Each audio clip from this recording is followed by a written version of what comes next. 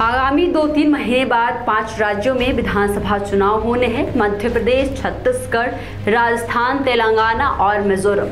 इन राज्यों को लोकसभा चुनाव 2024 का सेमीफाइनल के तौर पर देखा जा रहा है। इन चुनावों में जीत के लिए हर दल जोर आजमाइश कर रहा है। भारतीय जनता पार्टी मध्य प्रदेश में जन आशीर्वाद यात्रा निकाल रही है तो राजस्थान में परिवर्तन यात्रा निकाल रही है। वहीं छत्तीसगढ़ में भी पार्टी यात्रा के जरिए सियासत साधने की कोशिश में है। बीजेपी के तमाम बड़े नेता लगातार चुनावी राज्यों के दौरे कर रहे हैं, संगठन के पेच कस रहे हैं, कांग्रेस को घेर रहे हैं और चुनाव से पहले सियासी जमीन उर्वरा बनाने की भरपूर कोशिश कर रहे हैं। दरअसल मध्य प्रदेश, छत्तीसगढ़ और राजस्थान जैसे राज्यों की चुनावी जमीनी पर बीजेपी के लिए वोटों की फसल कितना लहलहाती है ये तो चुनाव परिणाम आने पर ही पता चलेगा। लेकिन इन तीनों राज्यों में 3 पूर्व मुख्यमंत्रियों को कैसे मैनेज किया जाए, पार्टी के लिए ये फिलहाल बड़ी चुनौती बना हुआ है। मध्य प्रदेश में पूर्व मुख्यमंत्री उमा भारती ने खुलकर नाराजगी जाहिर कर दी है।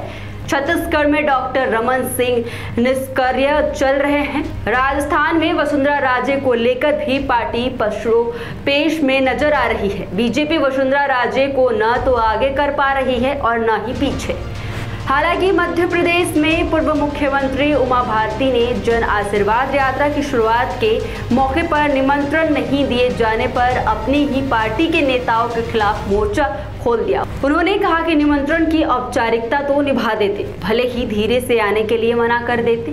मैं नहीं आती। उमा भारती ने कहा कि ज्योतिरादित्य सिंधिया ने सरकार बनाई तो हमने भी बीजेपी को एक पूरी सरकार बनाकर दी थी, निमंत्रण की औपचारिकता तो पूरी कर देते। उन्होंने उस वाक्य का भी जिक्र किया जब कोरोना पॉजिटिव होने के 11 दिन बाद ही उनको उपचुनाव में प्रचार के लिए बुला लिया गया, जबकि उनकी रिपोर्ट तब तक नेगेटिव भी नहीं आई थी।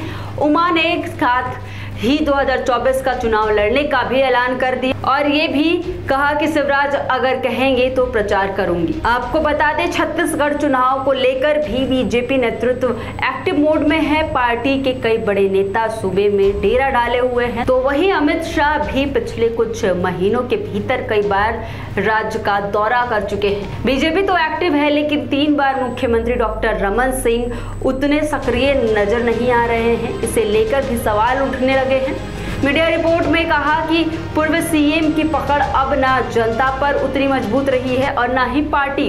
तीसरे कार्यकाल के दौरान उनकी सरकार पर भ्रष्टाचार के भी कई आरोप लगे। ऐसी इमेज बन गई है कि सरकार अफसरशाही चला रही है। बीजेपी को चुनाव में इसका नुकसान भी उठाना पड़ा और पार्टी 11 सीटों पर सिमट गई। रमन सिंह के एक्टिव होने से बीजेपी को कोई लाभ नहीं होना और नेतृत्व ये समझ रहा है रमन के पास अपना कोई खास वोट बैंक नहीं है। छत्तीसगढ़ चुनाव में बीजेपी सीएम पद के लिए कोई चेहरा आगे किए बिना सामूहिक नेतृत्व में जाने की बात कर रही है। एक पहलू ये भी है कि छत्तीसगढ़ में बीजेपी ने जब पहली बार सरकार बनाई थी तब पार्टी ने सीएम फेस के रूप में किसी चेहरे को आगे नहीं किया था। 2003 चुनाव के समय डॉक्टर रमन सिंह छत्तीसगढ़ बीजेपी के अध्यक्ष थे। बीजेपी की जीत के बाद श्रेय उनके नेतृत्व को गया और प्रदेश अध्यक्ष होने के नाते सीएम पद पर पार्टी ने उनकी ताजपोशी कर दी।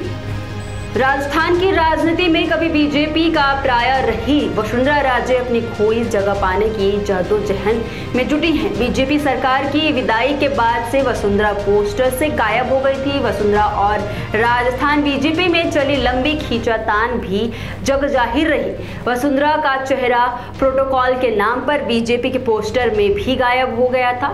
उन्होंने सालसर में जन्मदिन के बहाने बड़ी रैली कर अपनी ताकत दिखाई और उसके बाद पार्टी में वसुंधरा को तरजीह मिलनी शुरू हुई। लेकिन हालत अब भी कंफ्यूजन वाली ही है। हालांकि राजस्थान के पिछले चुनाव के बाद से करीब 4.5 साल तक हाशिए पर रही वसुंधरा राजे की अचानक बीजेपी के सियासी फ्रेम में वापसी हुई। पार्टी के पोस्टर पर उनका चेहरा नजर आने लगा। विरोधी माने जाने वाले सतीश पूनिया की प्रदेश अध्यक्ष पद से विदाई हो गई और प्रधानमंत्री मोदी के कार्यक्रमों में वसुंधरा मंच पर भी नजर आने लगी। प्रधानमंत्री मोदी ने जब राजस्थान के सांसदों के साथ बैठक की तब भी वसुंधरा को बुलाया गया। वसुंधरा को पार्टी चेहरा भी घोषित नहीं कर रही और दूसरी तरफ मैनेज भी कर रही है। सवाल उठ रहे हैं कि ऐसा क्यों है। बीजेपी वसुंधरा को न तो पूरी तरह दरकिनार कर पा रही है और न ही आगे।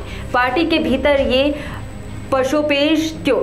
राजनीतिक विश्लेषक रशीद किदवई ने इसे लेकर कहा कि 200 विधानसभा सीटों वाले राजस्थान में वसुंधरा करीब 60 सीटों पर सीधा प्रभाव रखती है। वसुंधरा का राजपूत और जाट वोटर्स पर तो अच्छा प्रभाव है। जाति समुदाय की भावना से ऊपर उठकर हर जाति वर्ग की महिलाओं में भी वो बहुत लोकप्रिय हैं।